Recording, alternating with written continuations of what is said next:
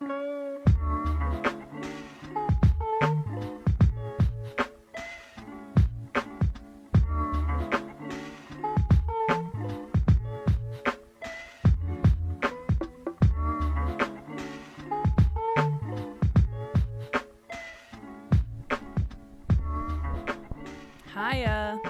how's it going?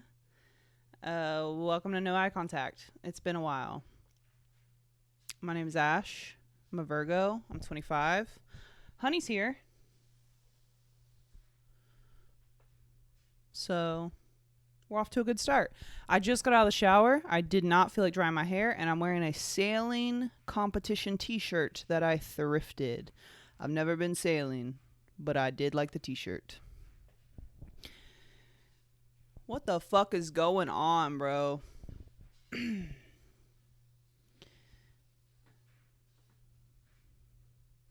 So, my name is Ash, but my online username that I use for everything is Young Cinephile. Y-U-N-G. Cinephile. And if you don't know what a cinephile is, it's someone who likes to touch movies. First time I heard that word was on SNL. It was a Lonely Island short where they sang Jack Sparrow it's a song called Jack Sparrow with Michael Bolton, and Michael Bolton goes through multiple movie plots. And at the end, Andy Samberg's turns out Michael Bolton is a major cinephile. And that's the first time I heard that word. And when you hear file, you can't help but think about, I don't know about you guys, but I think about pedophile. So I'm thinking cinephile is a weird Pokemon level up for... Can you tell I didn't play Pokemon? A Pokemon level up for pedophilia, cinephilia. And I'm like, why are they making a movie with this guy? Making a song with this guy. And then why are they openly saying this in the song? That's crazy. I did Google what cinephile was.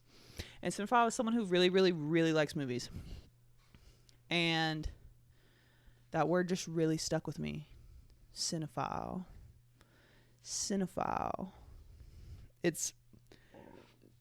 It's almost like a little snake on your tongue. Cinephile. I want to say it with a southern drawl. Bonafide cinephile. I heard someone say the word I have always said the word Bonafide as bonafide. And maybe that's the southern in me. Bonafide. But I was watching a movie or something the other day and they said bonafide. And I was like, fuck, have I been saying this wrong the whole time? Let's actually look up how to say bonafide. Bonafide? I don't know which one I like better. Bonafide. That's what I fucking said. Bonafide. Y'all hear that? Bonafide. So, incorrect. Bonafide is not correct. A bona fide cinephile. But so then a few years ago, I couldn't stop thinking about the word cinephile. I thought it was funny. I thought it would be funny if someone used Young Cinephile as a rap name or some kind of name. And then I was like, what if I did that? That's pretty funny. So basically what I'm saying is I'm a funny guy and I like to touch movies. So Young Cinephile is my name on everything. And here's what I will say, dude. I majored in film. Okay? I majored in film. It's an English... Okay, I didn't major in film. It's an English major with a film studies concentration and a minor in media studies. I've seen The Graduate 3 times for 3 different classes. I made a short film, or 7. I've made a web series. Big fucking deal. I've never seen Shawshank Redemption or Goodfellas. I've only seen one of the Fast and Furious movies, and it wasn't the first one. And I refuse to watch any movies with Benedict Cumberbatch in it because everyone says you fall in love with him when you watch his movies, and I refuse to do that because I'm all booked up with a different weird white guy, okay? Timothée Chalamet. I'm busy. Speaking of which, can we just talk about Timothée Chalamet for just a minute? For a moment, please. Timothée Chalamet is so fucking talented. It pisses me off. It pisses me off, okay? He doesn't miss. His movies are slapperoonies every time. Even the one about a fucking pedophile where he was opposite a cannibal. He was one of the best parts, besides the cinematography and the music and shit. He was the next best part. Name a Timothée Chalamet movie. Dune, smash. Little Women, killed it. Beautiful Boy, I think it's the best fucking movie he's ever done. Lady Bird, okay, honestly, I'm in the minority. I'm in the minority of that. I wasn't like that blown away by Lady Bird. Love those actors. Love Timothy. Love Timothy. Love Saoirse Ronan. I don't know how to say her name. Saoirse Ronan. That bitch. Love her. They did great, but I think I need to rewatch it because I didn't realize it was supposed to be a comedy. It just felt really sad to me for some reason. I should probably rewatch it, but I wasn't blown away by it. But everyone I've ever seen talk about it, like, loves it. Like, some people, that's their favorite movie. But he did great. He was a fuckboy and he did good.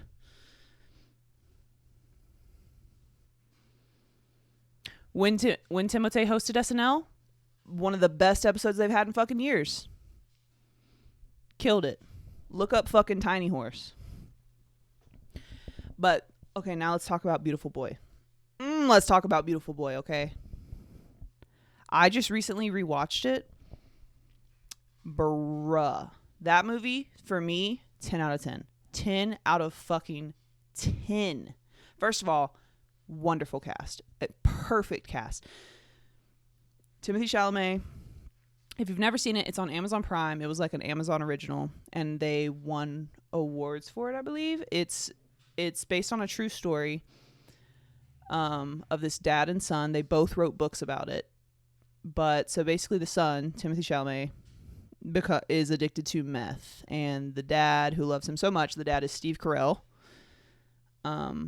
really tries to help him. But, like, addiction is fucking horrifying, and it truly is a disease. And, like, the movie just does such a good job of capturing, like, the different sides of, like, how addiction, like, affects all, like, these people, not just the person who, like, is the addict. And oh my god, it's so good. And, like, the cinematography is so good, and, like, their use of music and montage is so good. Their use of flashback, I rewatched it, cried the whole time. So fucking good. So yeah, are there any other Timothée Chalamet? Oh, it's a Netflix movie called The King, where he's playing King Henry, and he has a little bowl cut. Loved it. I thought it was great. It's very dark and, like, gray, and Robert Pattinson's in it. And Rob Pattinson's in it, and he has a wig, and he has, like, the worst French accent I've ever heard in my life, and I liked it, and it was good. And also, Rob Pattinson is another great actor. And I don't care about Batman. I would honestly go on a limb and say Batman's one of my least favorite superheroes. Let me just preface and say I don't give a fuck about superheroes. I do not give a fuck. If you held a gun to my head and you said, who's your favorite? I would probably say Spider-Man. But that's because I was raised on, like, the Tobey Maguire Spider-Man. But haven't seen any of the Tom Holland ones. But to me, Batman is just so boring. Batman's so boring. He doesn't have any powers. He's just a rich guy. And yeah, I just don't care about him. But I will be going to see the new Batman because Rob Pattinson is playing Batman. And also, bonus points, Paul Dano is going to be the Riddler, who I also think is a good actor. But speaking of white guys, so I just called Robert Pattinson Rob Pattinson. And I think that's fine. I've seen a lot of people call him Rob Pattinson, but that makes me think of I call Nicolas Cage Nick Cage for some reason. I didn't know that was weird until I was talking about him to my dad, and I said Nick Cage, and he was like, Nick Cage? You mean Nicolas Cage? Who fucking else am I talking about? If you Google Nick Cage, the first thing that pops up is Nicolas Cage. Let's Google Nick Cage. Who fucking comes up? Oh, Nicolas Cage. Nicholas Kim Coppola, known professionally as Nicolas Cage. Nicholas Kim Coppola. Is Coppola Italian? Was born in California, the son of a comparative literature professor, August Coppola, whose brother is director Francis Ford Coppola. Wait, Francis Ford Coppola. Why do I know that name? And dancer choreographer Joy. Don't know how to say that word. Saying he is of Italian and Polish and German descent. So it is Italian. Francis Ford Coppola. That is like that's famous. Who is that? Francis Ford Coppola, an American film director, producer, and screenwriter. He was a central figure in the new Hollywood filmmaking movement of the 1960s and 70s. His accolades include 5 Academy Awards, 6 Golden Globe Awards, 2 Palmes d'Or, and a British Academy Film Award. What did you make, brother? Oh! Damn, okay. He made The Godfather, Apocalypse Now, Dracula, Godfather 2 and 3, The Outsiders. Damn, Lost in Translation. Oh, yeah. Whoa. He made a fuck ton of... He made Jack with Robin Williams, which got shitted on because it's ableist. The Virgin Suicides, I've heard of that. I haven't seen any of these movies, but I know that they're really famous. American Graffiti. Jeepers Creepers, I've seen that. The Bling Ring? Oh, the Bling Ring's good. Okay, he did the fucking Bling Ring. Hell yeah. Jeepers Creepers 2, not good. Not a good movie. Jeepers Creepers 3, didn't know there was a third one. Good to know. Okay, sorry. Jeepers Creepers, as a child, so scary. So fucking scary. Love that they didn't reveal the creature till the end. Rewatched it as an adult. First of all, if Justin Long's in a movie, are we taking it serious? Are we taking it serious? Love Justin Long, but like, he's funny. He's a funny guy. It's watching it as an adult, not good. It's bad. What does it have on Rotten Tomatoes? Now, Rotten Tomatoes, take Rotten Tomatoes with a grain of salt. Because, I mean, some of my favorite movies have low Rotten Tomato ratings, but I just like to check in because I just think it's interesting. Jeepers Creepers. 46%. 49% audience score.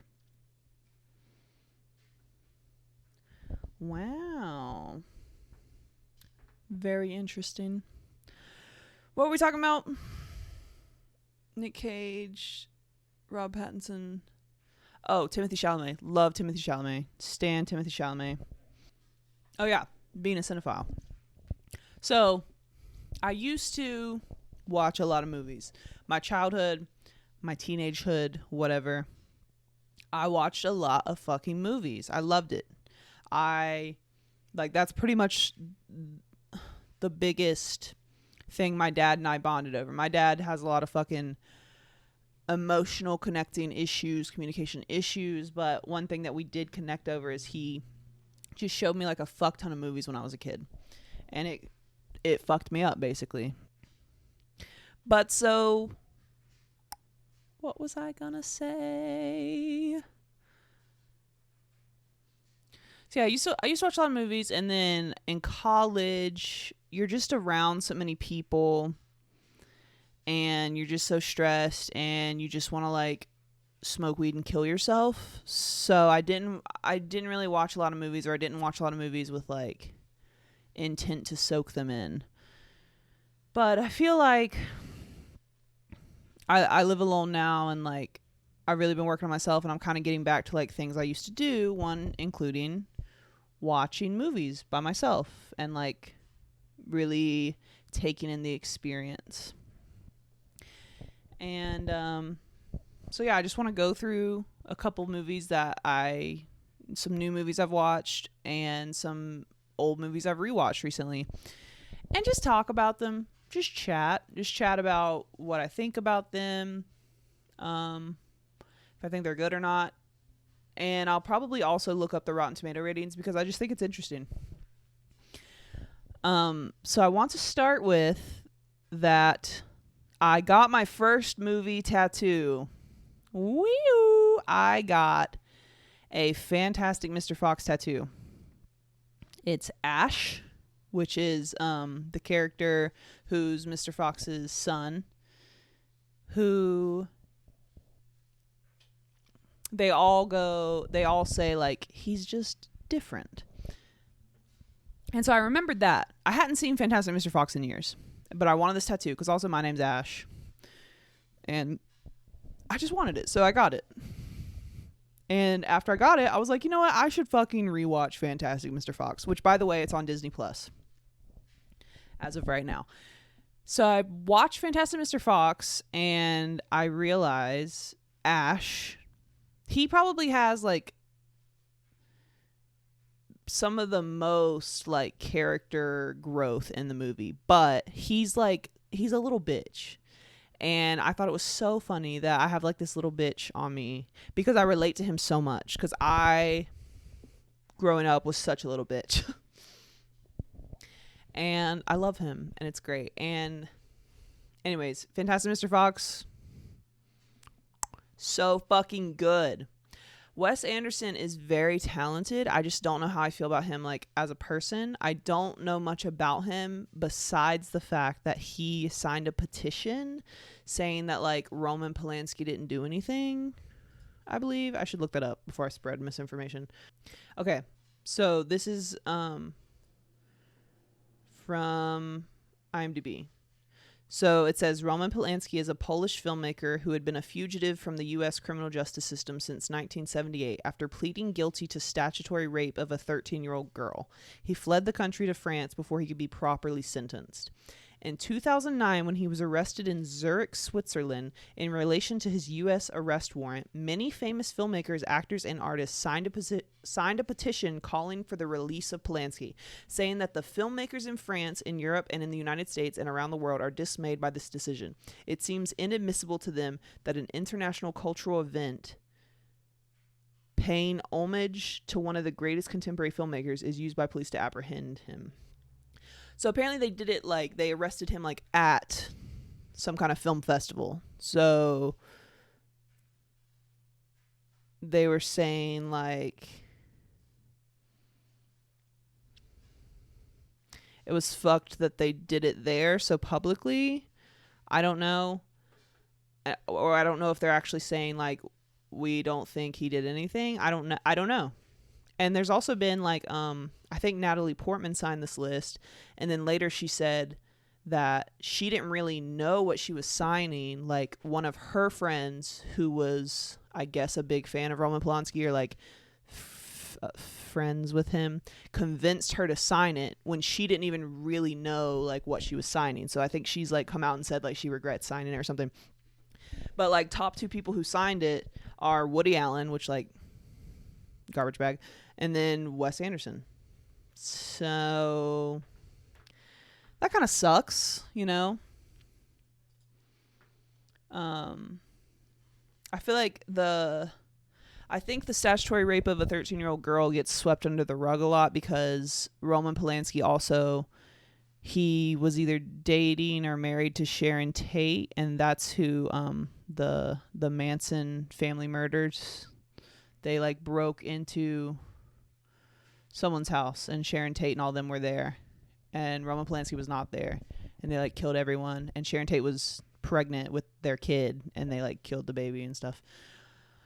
Yeah.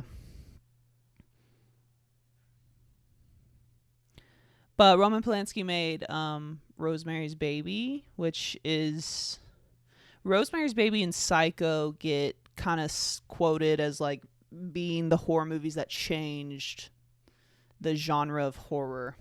I was supposed to watch Rosemary's Baby for a class, for one of my film classes, and I just didn't.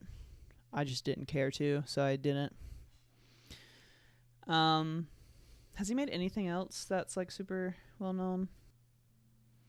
Oh, Chinatown. That's a famous one. I think I was supposed to watch that one for a class, and I also didn't. When you force me to watch something, I don't want to watch it, you know? And I get that that's like literally the... Dude, fucking film classes are so annoying because they make you watch the exact same fucking classics over and over and over. Like, I watched The Graduate 3 times. I was supposed to see, like, fucking Citizen Kane and Casablanca, like, fucking 3 times. But, like, I've already done this. Why are we doing it again? Let's see. He's still been fucking working. He's in pre-production right now for something called The Palace for 2022. And the last thing he did was something in 2019 called An Officer and a Spy.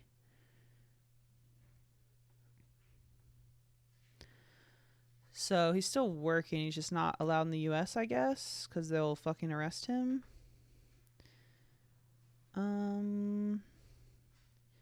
Oliver Twist, the pianist. Chinatown. Rosemary's Baby. Yeah, those are the only ones I recognize. So yeah, piece of shit. But so Wes Anderson, I don't know anything about him except for that he signed that petition. So very creatively talented. Is he a good guy? No fucking idea. I struggle with like separating art and artists sometimes. But when they're like a director or producer, sometimes it's easier to separate because like you don't look at them. Like if it's an actor and I have to fucking stare at them for 90 minutes, it's a little more difficult. But like with movies, at least, like it's not just Wes Anderson. Like a lot of fucking people worked on that movie to make it what it is, you know? But, anyways, Fantastic Mr. Fox is on Disney Plus if you want to watch it. Let's see what it got on Rotten Tomato. I bet it got a high rating. And also on, Disney Plus is his other stop motion animated movie, Isle of Dogs, which was also so fucking good. It got a 93% and an 85% audience score. Worth it. It's so good.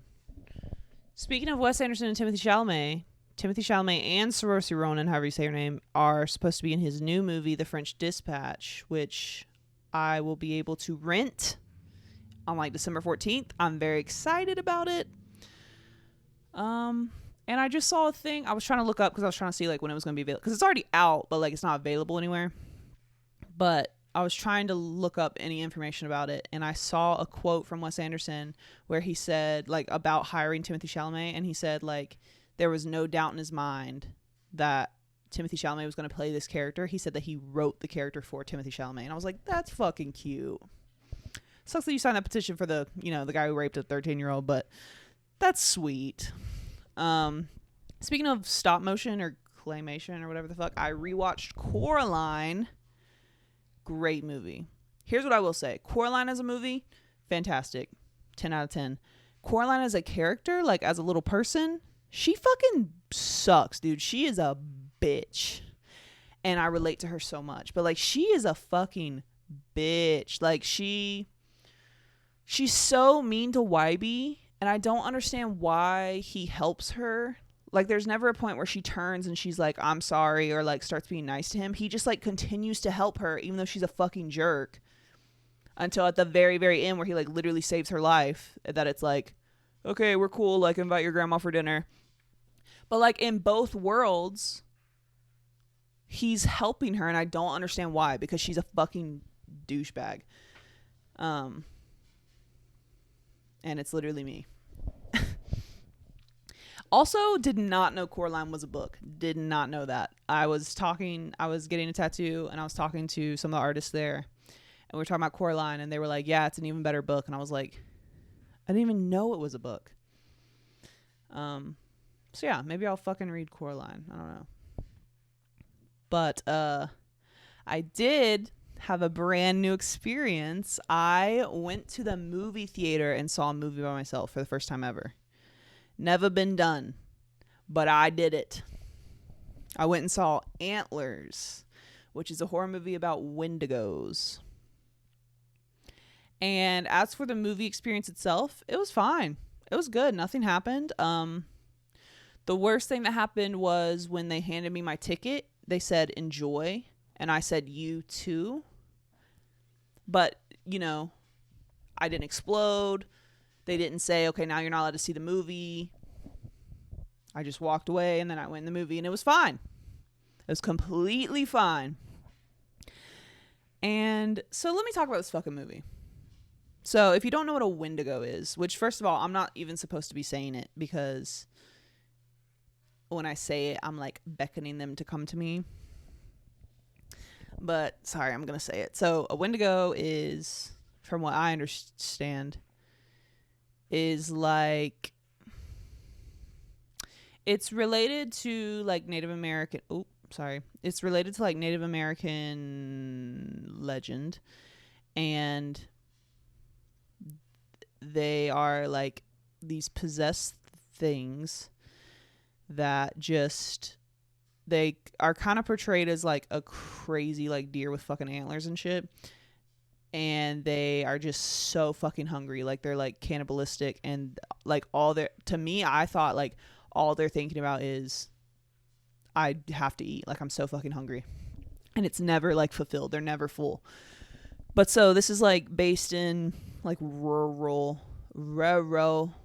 Portland, or I guess just Oregon. Yeah, Oregon.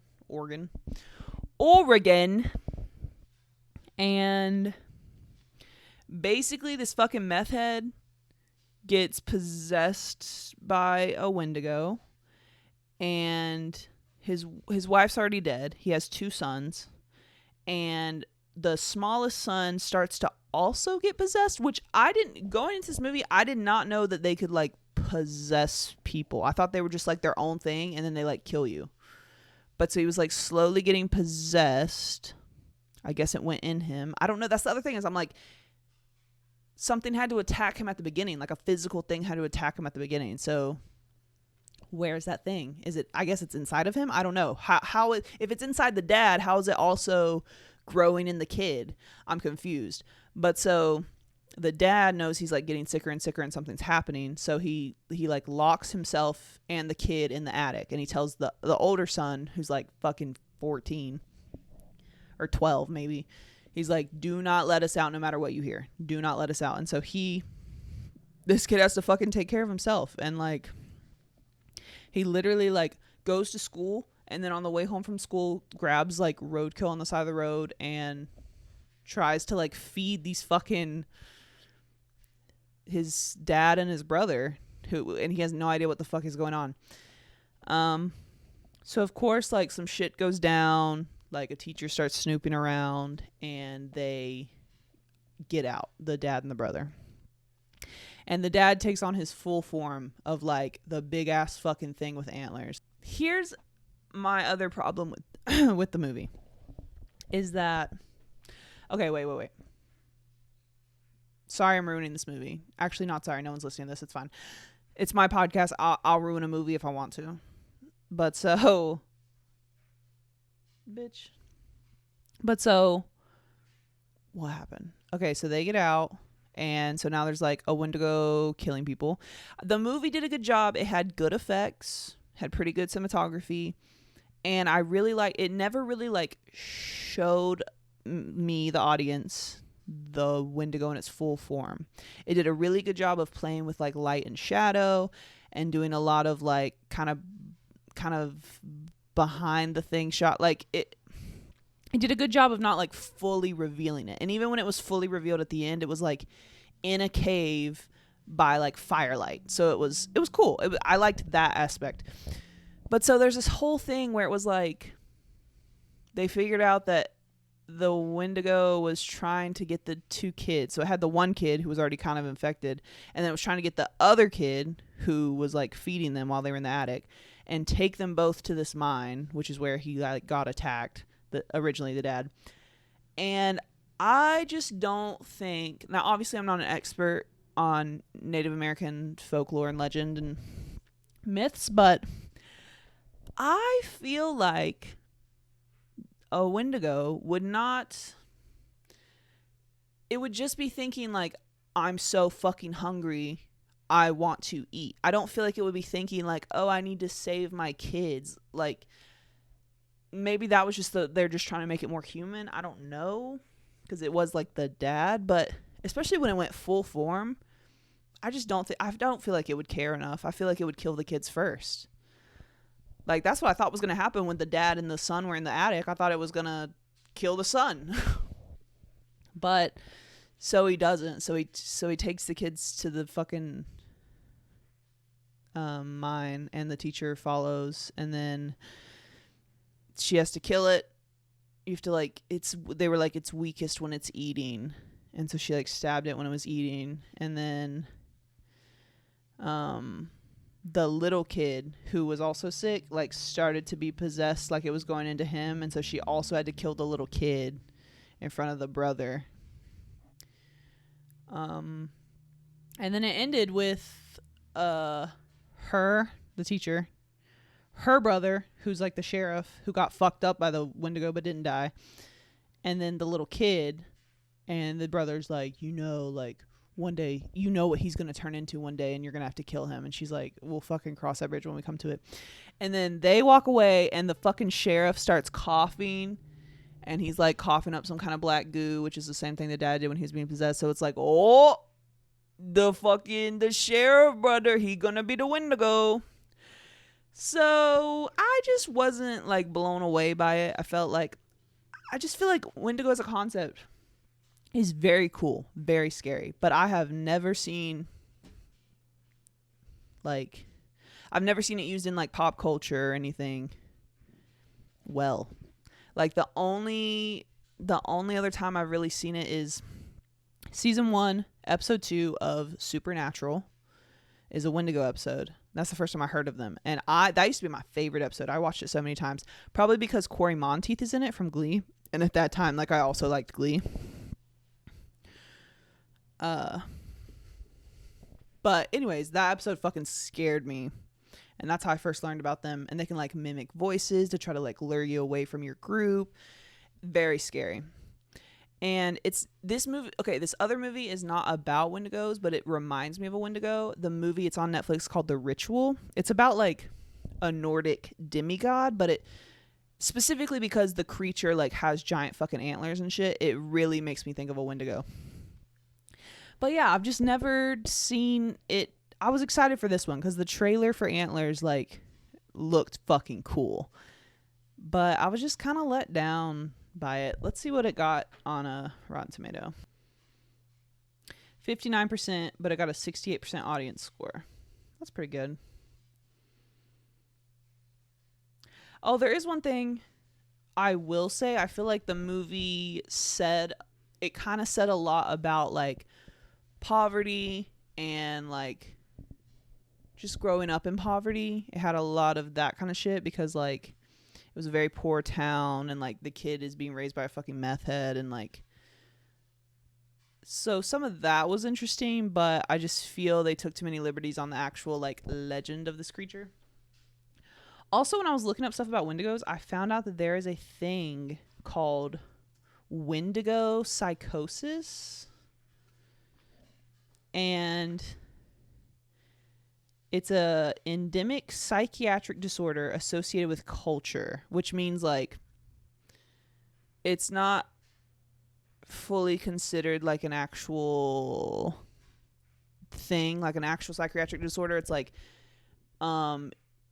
it just depends on the area. Like disorders that are associated with culture can be like, I read about it. It's like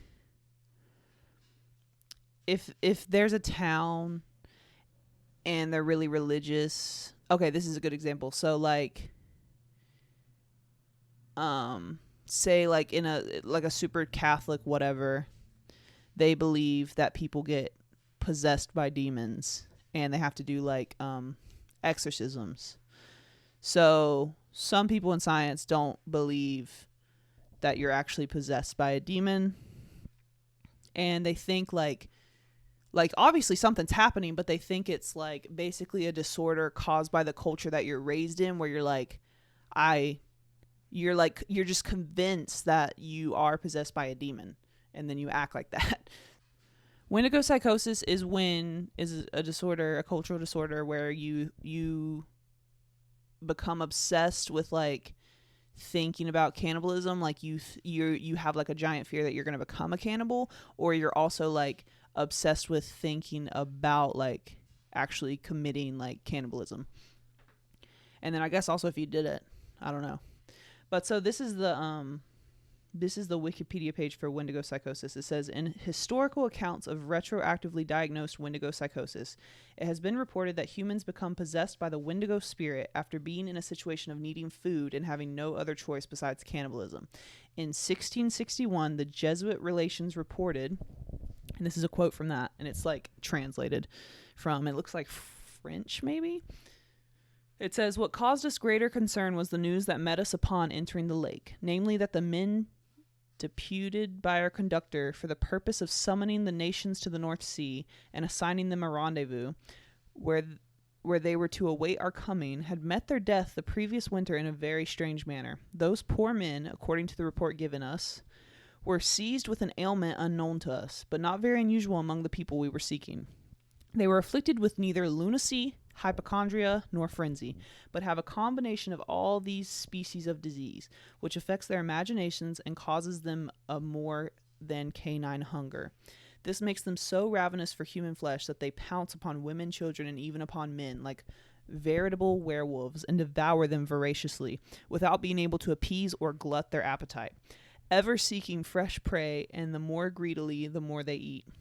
This ailment attacked our deputies, and as death is the sole remedy among those simple people for checking such acts of murder, they were slain in order to stay the course of their madness.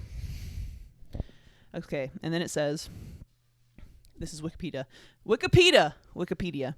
Although in many recorded cases of Wendigo psychosis, the individual has been killed to prevent cannibalism from resulting, some Cree folklore recommends treatment by ingestion of fatty animal meats or drinking animal grease. Those treated may sometimes vomit ice as part of the curing process. One of the more famous cases of Wendigo psychosis reported involved a Plains Cree trapper from Alberta named Swift Runner. During the winter of 1878, Swift Runner and his family were starving, and his eldest son died. 25 miles away from emergency food supplies at Hudson's Bay Company Post, Swift Runner butchered and ate his wife and 5 remaining children. Given that he resorted to cannibalism so near to food supplies, and that he killed and consumed all the remains of those present, it was revealed that Swift Runner's was not a case of pure cannibalism as a last resort to avoid starvation, but rather of a man with Wendigo psychosis. He eventually confessed and was executed by authorities at Fort Saskatchewan. This is crazy. Another well-known case involving Wendigo psychosis was that of Jack Fiddler, an Oji-Cree chief and medicine man known for his powers at defeating Wendigos. In some cases, this entailed killing people with Wendigo psychosis. As a result, in 1907, Fiddler and his brother Joseph were arrested by the Canadian authorities for homicide. Jack committed suicide, but Joseph was tried and sentenced to life in prison. He ultimately was granted a pardon, but died 3 days later in jail before receiving the news of this pardon. Whoa. Fascination with Wendigo psychosis among Western ethnographers, psychologists, and anthropologists led to a hotly debated controversy in the 1980s over the historicity of this phenomenon. Some researchers argued that essentially Wendigo psychosis was a fabrication, the result of a naive anthropologist taking stories related to them at face value without observation. Others have pointed to a number of credible eyewitness accounts, both by Algonquins and others, as evidence that Wendigo psychosis was a factual historical phenomenon. The frequency of Wendigo psychosis cases decreased sharply in the 20th century as boreal Algonquin people came into greater and greater contact with European ideologies and more sedentary, less rural lifestyles. In his 2004 treatise, Revenge of the Wendigo, on disorders and treatments of the behavioral health industry in the United States and Canada that are peculiar to Indigenous people, James B. Waldron wrote, "No actual cases of Wendigo psychosis have ever been studied, and Lou Marano's scathing critique in 1985 should have killed off the cannibal monster with the psychiatric annals. The Wendigo, however, continues to seek revenge for this attempted scholarly execution by periodically duping unsuspecting passersby, like psychiatrists, into believing that Wendigo psychosis not only exists, but that a psychiatrist could conceivably encounter a patient suffering from this disorder in his or her practice today. Wendigo psychosis may well be the most perfect example of the construction of the aboriginal mental disorder by the scholarly professions, and its persistence dramatically underscores how constructions of the aboriginal by these professors like Frankenstein's monster have taken on a life of their own." Huh. The 10th revision, sorry, this is the last thing. This is fascinating to me. I'm just reading. The 10th revision of the International Statistical Classification of Diseases and Related Health Problems classifies Wendigo as a culture-specific disorder. That's what I was trying to say, culture-specific disorder, describing it as rare historic accounts of cannibalistic obsession. Symptoms included depression, homicidal or suicidal thoughts, and delusional compulsive wish to eat human flesh. Some controversial new studies question the syndrome's legitimacy, claiming cases were actually a product of hostile accusations invented to justify the victim's ostracism or execution. Interesting. Okay. A culture-bound syndrome, a culture-specific syndrome, or folk illness is a combination of psychiatric and somatic symptoms that are considered to be recognizable disease only within a specific society or culture. That's what I was trying to say earlier. I'm not good with words. Thank you, Wikipedia. So anyways, that's just crazy. But why can't they do a good movie about it? That's all I'm asking for. It's very scary. Do it right. But horror is a difficult genre to do. Very difficult. And there's so much bad horror. The last genuinely good scary thing I watched was a TV show, Midnight Mass. Oh my fucking God. It blew me away. It blew me away. It's so good. Oh my God. The actors all did amazing. The story, fantastic. They did the thing I love where they don't reveal the creature for like a few episodes. Love. Keep me in suspense. I love suspense. And they did so many times where like, also I fucking love creature movies, but it's so easy for them to get lame. But, there were a few times before they fully reveal the creature in Midnight Mass where like it's like just at the corner of the frame, or like you just see it kind of walk by in the background, and like, yes, like you didn't take the fucking easy ass jump scare. Jump scares are not scary, dude. Give me fucking suspense. Suspense is scary. But also Midnight Mass tied in with that religious trauma. Woo! Boy, it was so fucking good. It was so fucking good. If you haven't watched it, I really recommend it. It's the same guy who did it's the same guy who wrote and directed Haunting of Hill House and Haunting of Bly Manor. So this is technically like his third thing, but it's nothing like those other two, because both of those are like just like a fucking rich ass mansion and there's ghosts. Midnight Mass? No. We are on a fucking island with like a little, like less than 200 people living on it, with a fucking Catholic church, and everyone's like a devout fucking Catholic, and there's a fucking creature, but like they're convinced that the creature has to do with God. And it's so good. Let's see what it got. I bet it better have got a high score. I'm going to be pissed. 88%, 77% audience score. Beautiful. Oh, back to Antlers. I think the Antlers director also did another movie I had seen. Hold on. Hold up. Who fucking directed it? Scott Cooper. Scott Cooper also directed. It was something good. He directed Black Mass. Was that it? I thought it was a different one.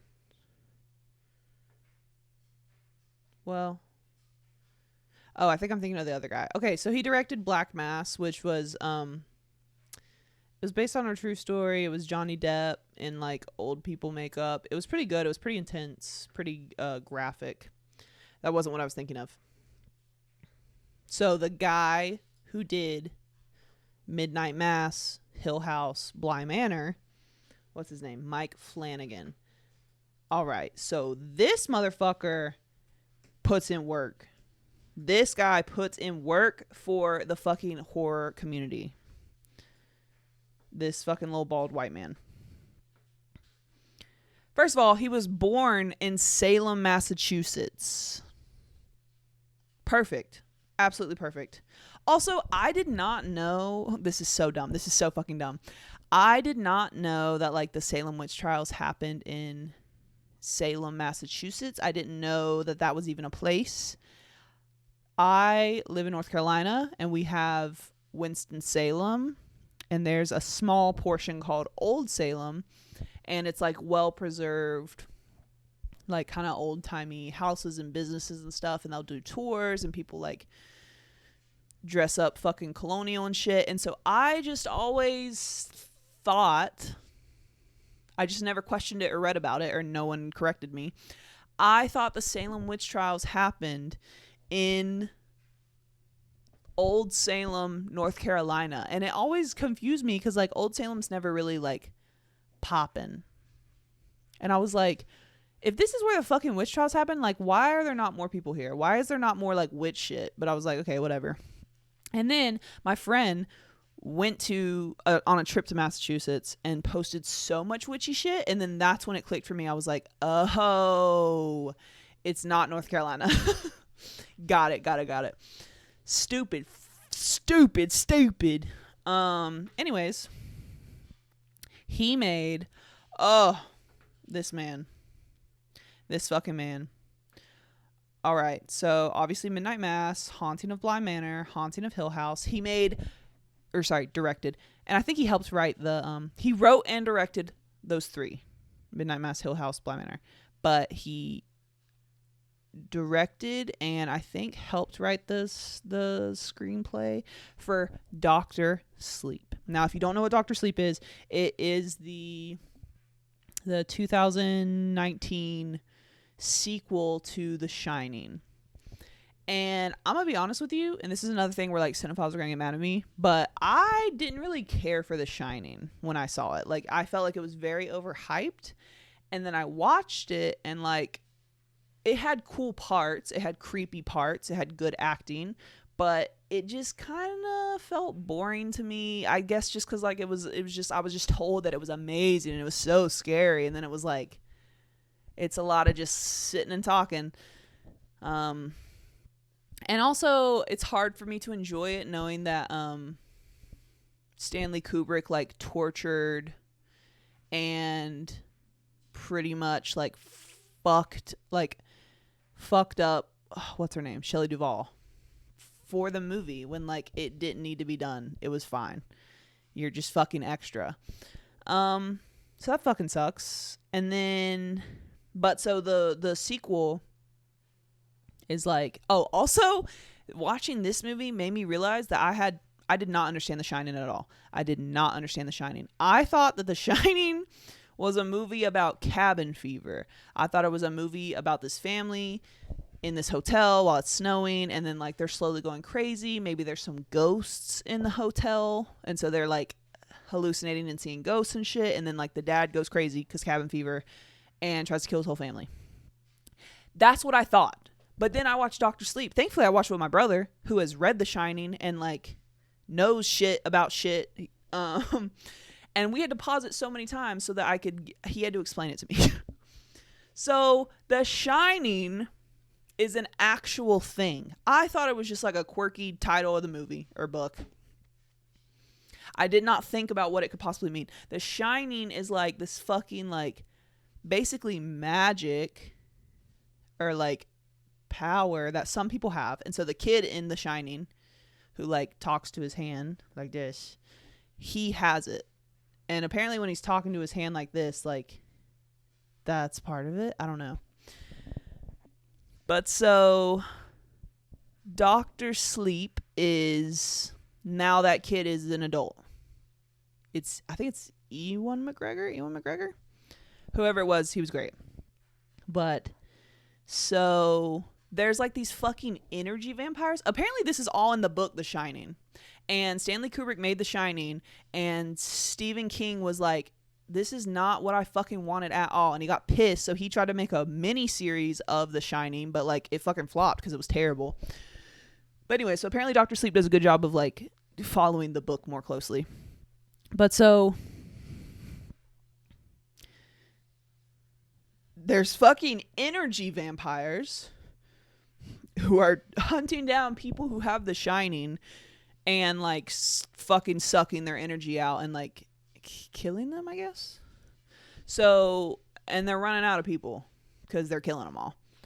And there's a lot of vampires. So they're chasing after the boy from The Shining, who's now an adult. And it was really fucking good. It had like it like was so beautiful. It had some like genuine scary parts and like it blew me the fuck away. And like story, like it was so, like if The Shining had been more like that, sign me the fuck up. But so yeah, when I saw that he, like me and my brother had just watched that this summer, loved it. And so when I'm like looking up this guy, because I loved Midnight Mass, I'm like, fuck, he fucking made that. And then I've never seen this movie, but I feel like I see it mentioned in a lot of horror lists and stuff. But Gerald's Game, he directed that. I've definitely heard of that. He also did Before I Wake. I didn't see that. I remember seeing trailers for it.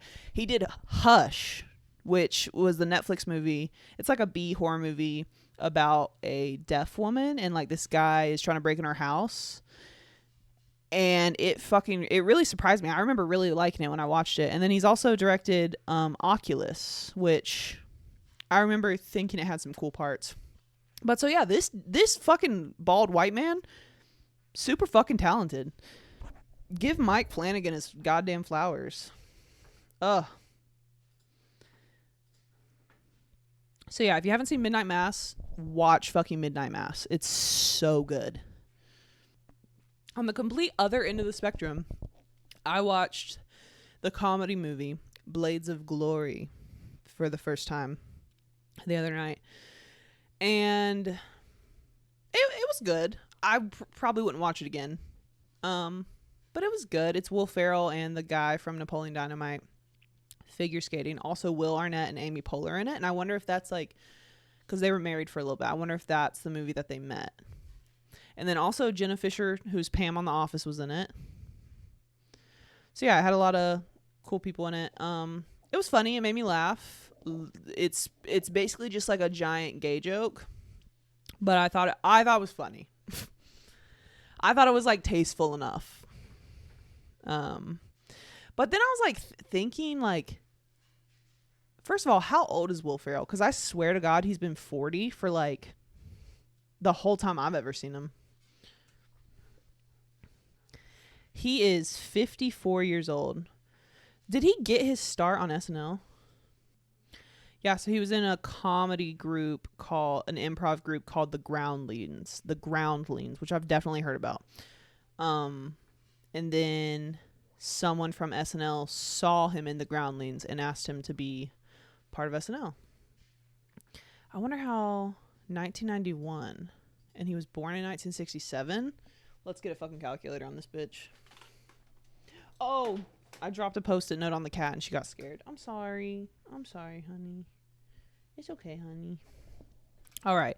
1991 minus 1967. God damn it. 24. Wow. He went on SNL when he was 24. That's pretty cool. He looked 40. Will Ferrell, 1991. Let's see him. Show me the boy.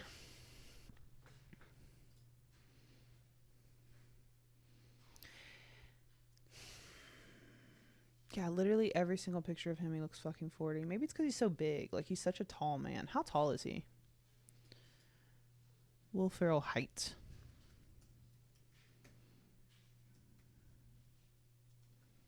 Six three. I guess that's pretty tall. He just seems bigger. When I was a kid, I loved the movie Superstar with him and Molly Shannon. It was an SNL movie. I was obsessed with it. But I think my favorite Will Ferrell movie is definitely Step Brothers. But so Blades of Glory, it was funny. Oh, Nick Swartzen's in it too, if you know who that is. Yeah, it was funny. Probably wouldn't watch it again. I'm glad I did watch it.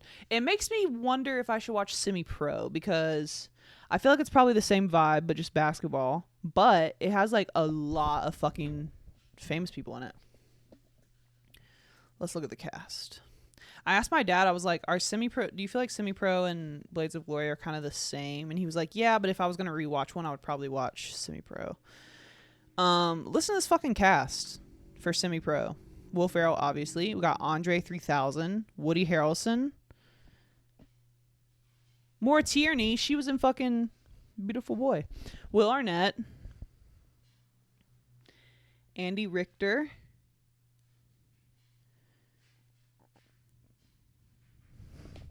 David Koechner, I've definitely seen that guy. Kristen Wiig, love. Tim Meadows, love. Jason Sudeikis, love. Patti LaBelle, Ed Helms. Paul Rust from Love. So yeah, a bunch of fucking famous people in it. How could it not be funny? It has a lot of funny people in it. But Will Arnett was literally sculpted to play a villain. Like, why would God make you look like that if he didn't want you to be a bad guy? You know? It's crazy. And speaking of fucking Will Arnett, I rewatched RV, which is the Robin Williams movie, and Will Arnett's like his like annoying ass boss. He's just so good at playing a bad guy. It's amazing. He has the voice for it. And BoJack Horseman, I mean, until like the last season, he's kind of a bad guy. So I'm just saying. But so rewatched RV because, and it was like my favorite as a kid, and I don't think I realized how much I watched it until we rewatched it, my brother and I like had to stop myself from quoting the entire fucking movie. But I remember it being funnier, but I was definitely like a kid.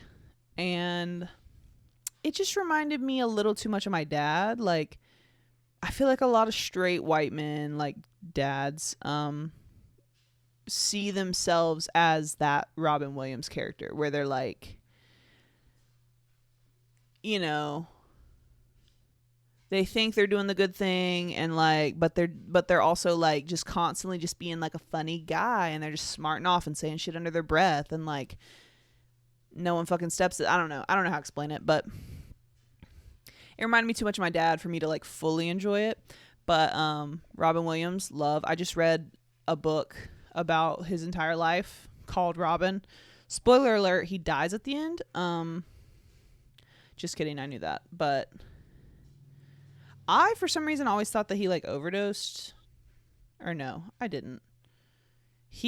Okay, so his family was never really super open about his health issues. Like, when I heard that he died, I think I did know that he hung himself, but they acted like their reason was like mental health, which it is a little bit, but the public did not know for a very long time that he was diagnosed with basically like a form of Parkinson's, and he was starting to lose motor function, and he was starting to like he was kind of having like delusions and like he was like losing himself.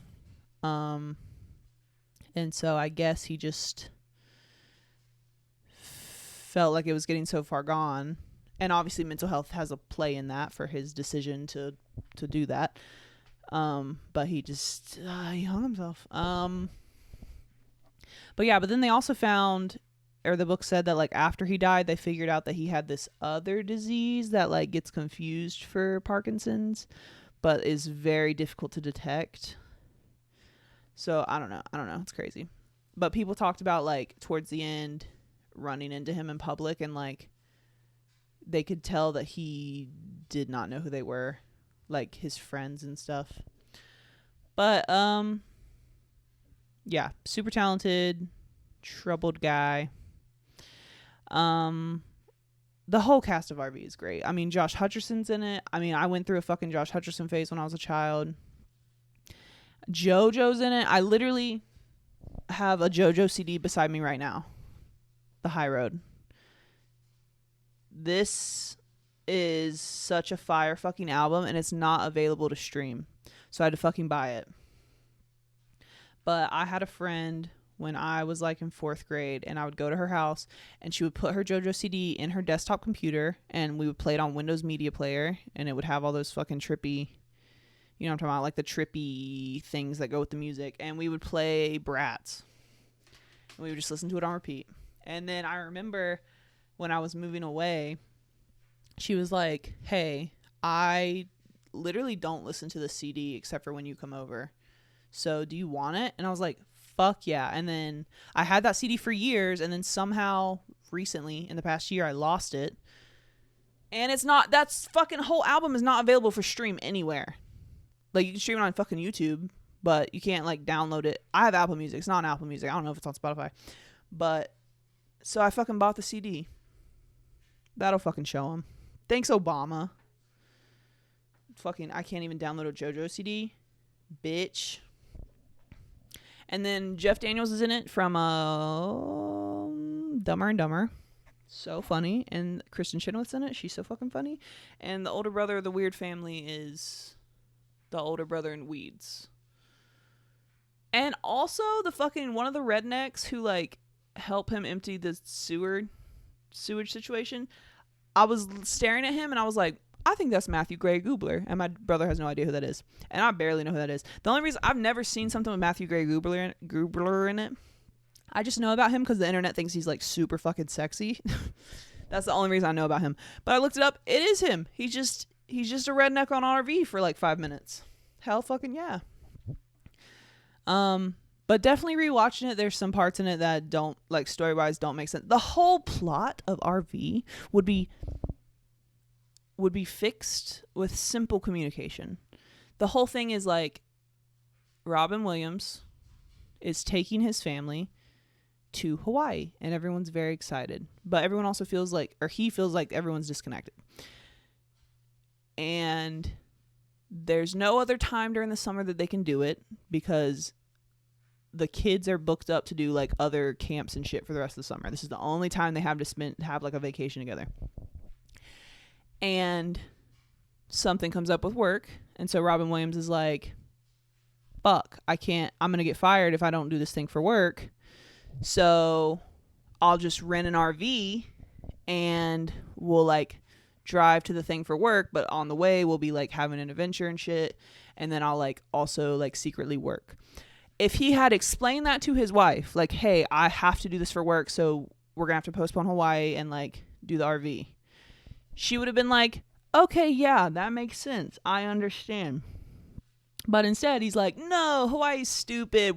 I think RV would be better. And then he's, like, staying up all night fucking trying to, like, type up his shit for work and, like, I get that's plot. You have to have some kind of fucking conflict, but, like, come on, dude. Pick a better fucking conflict. Anyways. Okay. New favorite fucking movie alert on HBO. Promising Young Woman. Blew me out of the fucking water, brother. Promising Young Woman The only thing I'm gonna say, so like the main girl, she gets dressed up every night and she goes out to a bar and she pretends to be super drunk, like like alarmingly drunk. And then every night a really nice guy tries to help take her home. They somehow end up at like his house drinking more, and then he like tries to take advantage of her. And she's not drunk. She's fucking sober, and so she like scares the fuck out of them. So that's like all I knew from the trailer. Actually, from the trailer, I thought she killed them. She does not kill them. She just scares them. Like, hopefully, so they'll fucking stop doing that. But dude, I didn't know what the story was gonna be. Wow, I did not. It had so many plot twists.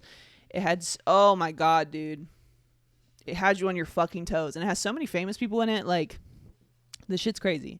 I don't want to ruin that one because I genuinely think everyone should see it. It's so good. Promising Young Woman on HBO. If you have access, it's definitely fucking worth it. I also watched this movie and it was fucking weird called Voyeurs, and it had Sydney Sweeney in it from Euphoria. Bro, it was fucking weird, and I'm gonna ruin this one because I don't think you need to watch this one. So Sydney Sweeney and her boyfriend live in New York, and they move into this apartment, and it's like in like a giant fucking building, and like one whole wall is windows, and like you can basically see into other buildings if other people's windows are open. So there's a super fucking nice building across from them, and they can see directly into this apartment of this couple, and they're like super rich, and they're like fucking with the windows open, and they can just see them. So it's like sometimes I just watch them fuck, and like the guy's a photographer, and so he has girls over, and he kind of like coerces them into like getting undressed during the photo shoot, and the next thing you know, he's like cheating on his girl with these girls he was doing the photo shoot with, and like this couple just watching them the whole fucking time. And then they were like, they've seen them like arguing and stuff, and they're like, oh, what, I wish that we could hear what they're talking about. And so apparently he knew something about like a frequency of like a laser, and then you can like turn it into sound waves somehow. And so that, but he was like, it's so far away, like we would have to put a mirror in their apartment. So they're having like a Halloween party. They sneak into these people's apartment and set up a mirror, and they actually like run into the people, which is crazy. And then so now they're like listening to this couple. And like the girl, Sydney Sweeney, she becomes like obsessed with this couple. She even goes so far as to like, well, the rich lady like comes to her work. She's an eye doctor. She comes to her work, and then they end up kind of clicking, and then she like becomes friends with her. And like the girl's being like, oh, I like feel like he cheats on me, I don't know. And it's like she knows, and so she's like feeling guilty, and the boyfriend's like, don't interact with them, that's fucking weird, like we listen, like that's weird, we should stop watching them, this is weird. But she's like obsessed, like she literally can't stop thinking about them, she can't stop watching them, she's obsessed, and she's like kind of thinking that the guy's like sexy. Anyways, her and her boyfriend break up because he's like, bruh, or they have like a fight or something. He's like, this is too much for me, I gotta go. And no, here's what happens is that she figured out how to connect. Sydney Sweeney figured out how to connect to the rich people's like wireless printer, and so started printing like, he's cheating on you, check the bathroom trash can, there's a condom. And so the girl found it, and the guy was sleeping. The girl picked up a knife and like went and stood over him like she was gonna stab him, and like the couple are like, oh my god, what do we do? She doesn't stab him, she just starts crying, whatever. They wake up in the morning, she's killed herself with the knife, and they're like, holy fuck. So the boyfriend's like, this is too much for me, I gotta like stay somewhere else for a few days, like this is crazy. And so Sydney Sweeney ends up like, Oh, she saw him like go to a bar, so she like fucking followed him and like pretends to just be like, oh my god, hey, like, oh, that's crazy. And so like flirting and stuff. He invites her back to his house. He starts taking pictures of her. And then, of course, he's like coercing her into getting undressed. They fuck. While they're fucking, the boyfriend comes into the apartment to be like, okay, sorry, I like ran away. Let's like work this out. Here's some flowers. Sees his girlfriend at the rich guy's apartment fucking him. And then when she comes back, he's hanging. He's dead and he's hung. And so yeah, her boyfriend's fucking dead. And one of the things that the rich boyfriend said to her was like, oh, I'm having like this exhibit, like this photography exhibit, you should come. And so she ends up going, and the fucking rich girlfriend that they thought killed herself is not dead. She's there. And they're like, yeah, so the exhibit is all about this girl, Sydney Sweeney. And they like had the pictures of her like naked in the guy's apartment, and they like showed them like watching them and like how they broke into the Halloween party and put like a microphone and then like the boyfriend hanging. And then so the whole time the rich people were watching them. And it turns out the guy did not hang himself. They like poisoned his fucking juice and killed him for like the dramatics of it. And then it ended with Sydney Sweeney poisoning them to knock them out. And then she took them to her place of work, which is the eye doctor, and she blinded them with a surgery. And that was the movie. It was fucking crazy. You don't need to watch it. It was interesting, but was it good? I don't know. Moving right along, my brother and his girlfriend stayed with me on Thanksgiving weekend. She had never seen any of the live action Scooby-Doos, so of course we had to show them to her. First of all, they're amazing. They're cinematic masterpieces. That whole cast, the fucking costuming, like, it's just the dialogue, like, everything is so good. But, so me and my brother found, so in the second Scooby-Doo, it starts with everyone's, like, getting out of it's like a Mystery Machine limo, and they're all getting out, and they're, like, interacting with their fans, and they're going up the red carpet to this museum, and the museum is a bunch of fucking people they've unmasked, like the fucking pterodactyl ghost and the Black Knight ghost and the fucking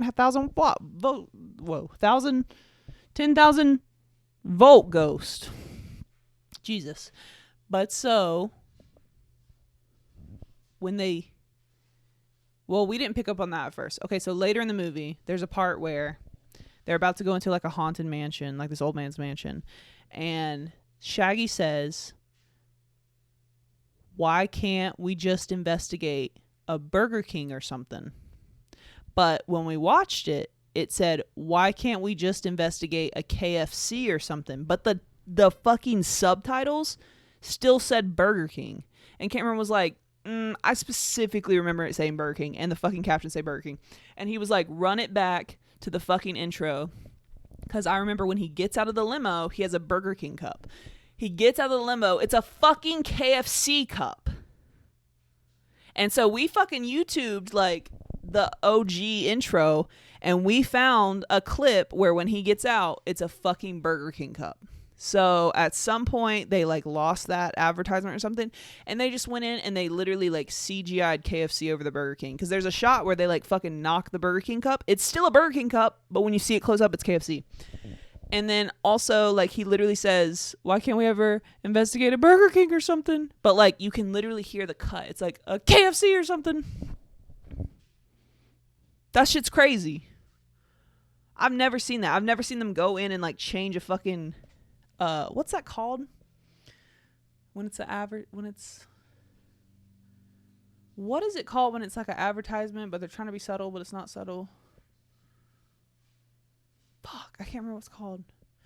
Anyways, I've never seen someone change that. That's crazy. Why did they have to change it? Anyways, we also went to the movies and we saw House of Gucci. Wait, what do the Scooby-Doos have on fucking Rotten Tomato? I would give him 100. Somehow, I don't know what I typed, but somehow Kris Jenner's on the screen. So, something really went wrong. Show me Scooby-Doo. Scooby-Doo, where are you?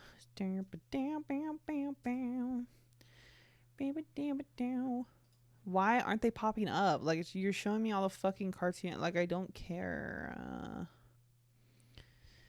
Where are the live actions? What? What are you saying to me? Fine. Fucking Matthew Lillard. Jesus. Google, show me Matthew Lillard.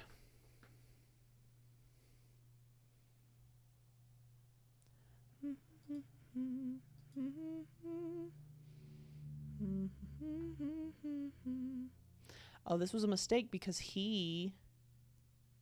after the actual guy who voiced Shaggy died, he continued voicing Shaggy for all the cartoons. So this was a mistake because...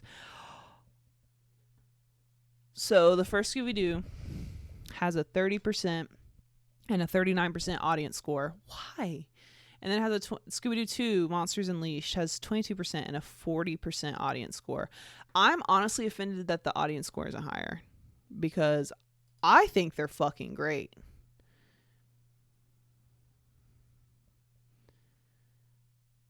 I want to see a bad one. I want to see a bad review. Right now, I'm only seeing 5 stars. Someone said it's just cheesy and stupid, 2.5. Half star. The film was a tragedy. Step on my fucking keyboard again, bitch. See what happens. All I can say is at least it's better than the first one. A bit better than the first one, but still just horrible. I mean, whatever. It's for fucking kids. It's fun. It looks good. Fuck you. Fuck you. Fuck you. Okay, House of Gucci.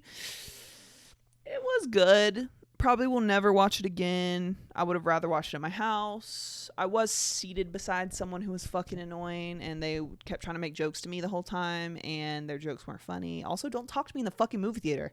Who raised you? Okay? Were you raised in a fucking garbage can? Don't talk in the movie. House of Gucci, it was good. I didn't know anything about Gucci. I thought it was very interesting, the story. I think that every movie could have about 30 minutes cut out of it. And that movie was 2.5 hours, so definitely could have cut a half hour out of that. Lady Gaga killed it as fucking always. Someone who surprised me, so Jared Leto's in it, and if going in I didn't know Jared Leto was in it, I would not have recognized him because he's in like an old man fat suit, and it made me wonder like why Jared Leto, like why not just get like an actual old fat Italian man? But he did really good. He was actually like kind of my favorite character. I thought he was so funny. And I was like, wait, is Jared Leto kind of a good actor? Because, like, he was in Blade Runner 2049, but I don't feel like I just remember, like, artsy shots of him. I don't really remember his acting in it. And then, he was the Joker, that Suicide Squad was so terrible that, like, the Joker parts I thought were some of the best parts, but it's just fucking cringy that he did all that like method acting shit where he was like sending people like condoms and dead pigs and stuff. It was just like too much. But I want to see what other movies he's been in. Let me look at his IMDb. Also, doesn't he like have a cult? Doesn't he have a cult? Hold on, wait. Let's look at his IMDb. Oh, he was in Dallas Buyers Club. I have not seen that. Requiem for a Dream. Have not seen that. I've heard of it. Let's see.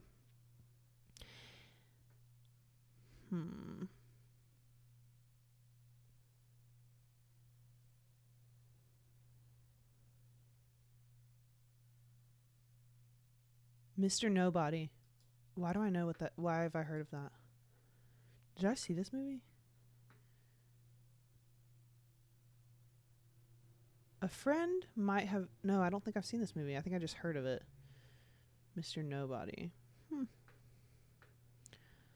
Or maybe someone made me watch it. For some reason, I don't know. It doesn't matter. Any other movies? I've heard of Requiem for a Dream. American. Oh, he was in American Psycho. Okay. Apparently he was in Fight Club. Don't remember that. I really don't remember Fight Club. Yeah, okay. Word. Okay, now I'm going to type in Jared Leto cult and see what pops up. Because I swear to God he's in a fucking cult. The Cult of Jared Leto. While Leto made headlines for starting a cult in Croatia,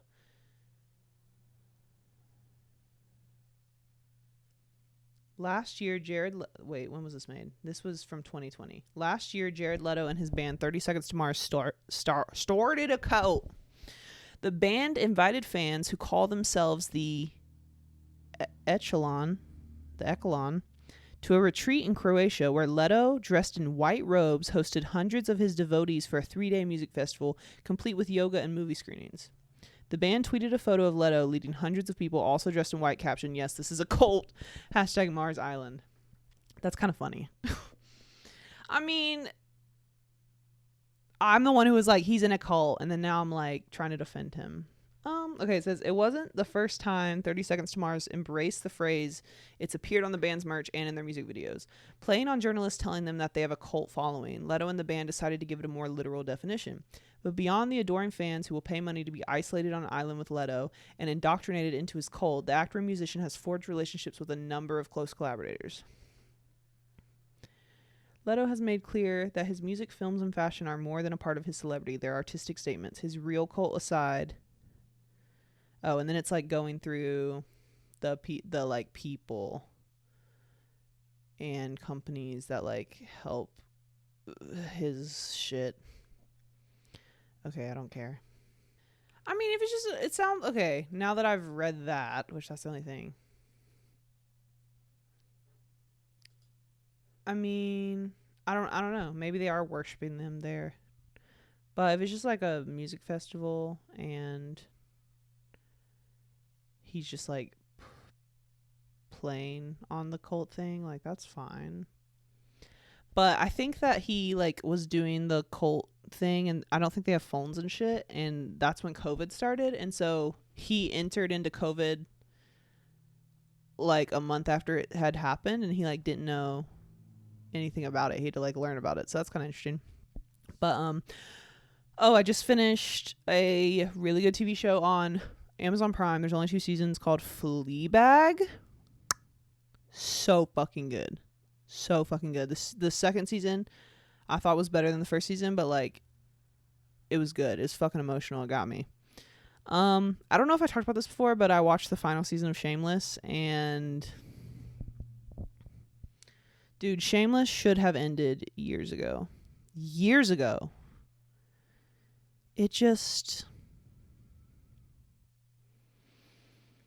got sad, and like it got really preachy. Like the whole last season is very like liberal preachy, and I'm fucking liberal, dude. And I was annoyed. It just was too much and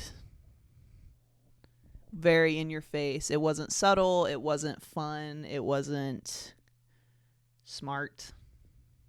It was just, they're just preaching at you. And I was like, that's not what I'm here for. Also, it like annoyed me that they included COVID. And I get that they're like trying to be realistic because it's actually in 2020, like what it's set in. But I mean, I'm fine with movies and TV shows pretending like COVID's not a thing. I'm completely fine with that because I have to fucking deal with it in my real life. So when I turn on TV, I'm trying to escape from reality. So I don't want to be reminded of reality. But I'm going to ruin Shameless right now. Frank died from COVID, which I think is the funniest thing ever. The funniest thing ever. Also, another season of a show. I watched the newest season of What We Do in the Shadows. I thought it was very good. Nadja's very hot, and I want to give her a smooch. And they ended it fucking insane. And I have no idea how they're going to do the next season, but I'm very excited. Also, and this is the last one, cinephiles, listen up. I watched a classic. I watched Fargo, the movie. Wow. So good. The Coen brothers. I think the only other Coen brothers movie I've seen is Oh Brother, Where Art Thou? It was so good. And also, from Shameless, William H. Macy's in it. Steve Buscemi's in it. So fucking good, dude. It's like the perfect amount of like fucked up and drama with like comedy. And maybe I should watch more Coen Brothers movies because like I like that shit. But it was so fucking good. I was literally like blown away by it. And I can't believe it's a real story. Like, shit's crazy. But yeah, I wonder what that has on Rotten Tomato. Let's see. 94% Rotten Tomato rating, 92% audience score. That's what I'm fucking talking about, dude. Well deserved. Well deserved. It was very good. I really, really liked it. And let me say this. Steve Buscemi, I don't know if the correct thing is to say, like, he hasn't aged a day. Or to say, like, he's also always looked like a fucking 40-year-old. But, like, he just looks the same. He looks the same. I think I will always stand Steve Buscemi because I loved Spy Kids 2, and he was the mad professor who created all the tiny dinosaurs that also had big dinosaurs. They weren't dinosaurs. They were like spider monkey and like snake lizard, or no. Yeah, snake lizard. Yeah. One time someone told me that I laugh like Gary from Spy Kids 2. And if that's not fucking offensive to say, let's hear it. Gary Giggles, is that his name? Spy Kids. Gary Giggles laugh.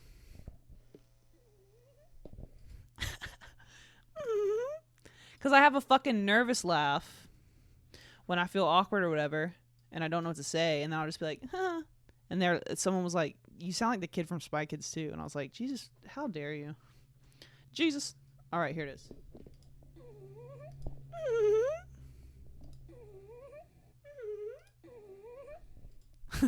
I had a crush on that kid when I watched that movie. I wanted to be Carmen so bad when I watched that movie. And in Spy Kids 2, there's like a fucking bonus scene where she's supposed to perform, and her uncle Machete was like, oh, I created this thing that will just make you sound like a fucking pop star. And so he like pushes her out there, and she's like singing, and she's fucking killing it, and he like changes the thing to be like dance, and she's like dancing, and it's like singing Spanish, and she sings in Spanish. And then at the very end he opens it and there was no batteries, and he's like, and that's it. And I was like, damn, me, literally me when I'm a fucking pop star.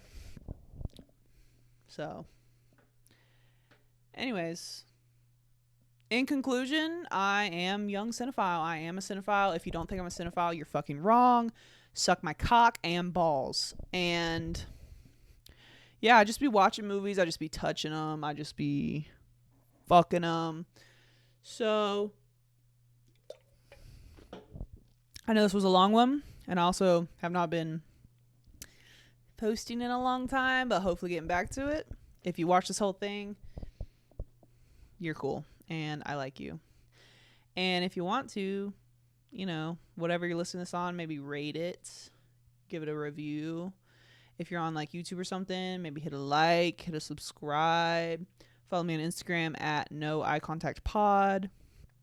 If for some fucking reason you want to email me anything, a story, a topic, a comment, whatever, a question, you can email me at youngcinephile@gmail.com.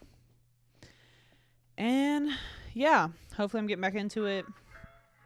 And yeah, thank you so much. And I will catch you on the goddamn flip. All right. See ya.